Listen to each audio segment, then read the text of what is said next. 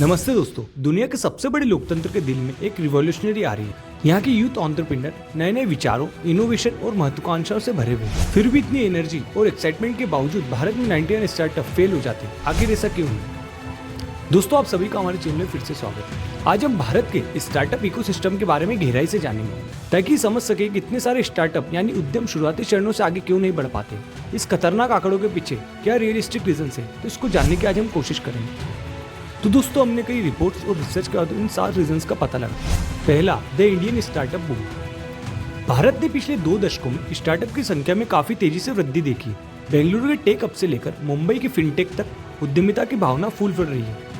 लेकिन महान अवसरों के साथ ही महान चुनौतियां भी सामने आती हैं। आइए उन कारणों का पता लगा जिसकी वजह से स्टार्टअप की फेलियर रेट बढ़ती जा रही है। दूसरा, lake of market research. Unsuccessful rate के सबसे पहले कारणों में से एक उचित बाजार अनुसंधान की कमी भी है।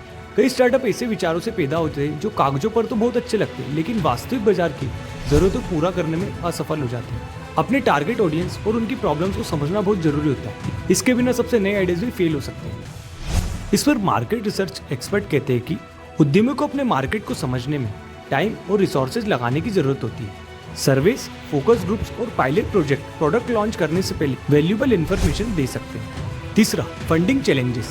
सफिशिएंट फंडिंग हासिल करना एक और बड़ी बाधा होती है। कई स्टार्टअप अपने इन्वेस्टर्स को आकर्षित करने के लिए संघर्ष करते हैं और जो करते भी हैं उन्हें अक्सर आगे चलकर कैश फ्लो की प्रॉब्लम्स का सामना करना पड़ता है।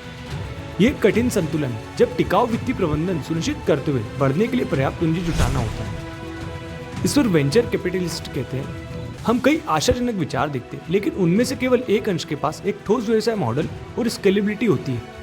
ये केवल फंडिंग के बारे में नहीं होता, ये स्मार्ट फंडिंग के बारे में होता है। चौथा, पुअर बिजनेस मॉडल। एक पुअर बिजनेस मॉडल हानिकारक हो सकता है। स्टार्टअप को प्रॉफिटेबिलिटी और स्केलेबिलिटी के लिए एक क्लियर पाथ की जरूरत होती है।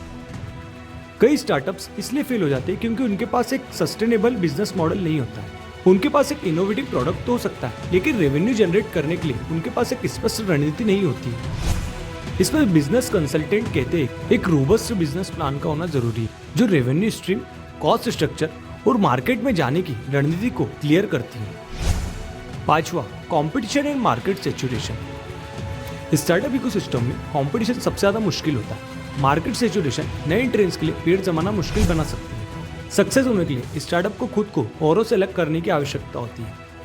इसमें इनोवेशन और यूनिक वैल्यू इंपॉर्टेंट होती है। इस पर सक्सेसफुल एंटरप्रेन्योर कहते हैं कि इस बात पर ज्यादा फोकस करें कि आपका प्रोडक्ट एक यूनिक वैल्यू बना पाता है या नहीं। ये केवल अलग होने के बारे में नहीं होता, ये बेहतर होने के बारे में होता है। छठा, regulatory and bureaucratic hurdles.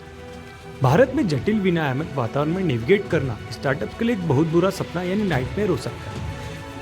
Bureaucratic लाल फीता शैली अक्सर इंपॉर्टेंट प्रोसेस में देरी करती है। नियमों को समझना और उनका अनुपालन करना आवश्यक होता है। इसमें टैक्सेशन से लेकर लेबर लॉस तक सब कुछ शामिल होता है। इस पर लीगल एक्सपर्ट्स कहते हैं कि स्टार्टअप्स को शुरू से ही कानून की सलाह लेनी चाहिए। उचित अनुपालन से भविष्य में बहुत सी परेशानियों और संभावित जुर्माने यानी पेनल्टी से बचा भी जा सकता है। सातवां, टैलेंट एक्वाइजिशन एंड रिटेंशन। सही टैलेंट को खोजना और उसे बनाए रखना एक इंपॉर्टेंट चैलेंज होता है। उच्च कर्मचारी टर्नओवर मैनेजमेंट को बाधित कर सकता है और रिसोर्सेज को खत्म कर सकता है। वाइटल सक्सेस के लिए एक स्ट्रॉन्ग टीम बनाना बहुत जरूरी है। स्टार्टअप को पॉजिटिव वर्क कल्चर बनाने और कॉम्पिटिटिव इंसेंटिव्स देने की जरूरत है। इस पर एचआर स्पेशलिस्ट कहते हैं अपने लोगों में इन्वेस्ट करना लंबे समय में फायदेमंद होता है। एक मोटिवेटेड टीम इनोवेशन और ग्रोथ को बढ़ावा दे सकती है। दोस्तों, स्टार्टअप की जर्नी चैलेंजेस से भरी हुई है। इसमें रिवॉर्ड्स बहुत ज्यादा हो सकते हैं, लेकिन असफलताओं से सीखना this is the part of an entrepreneur journey.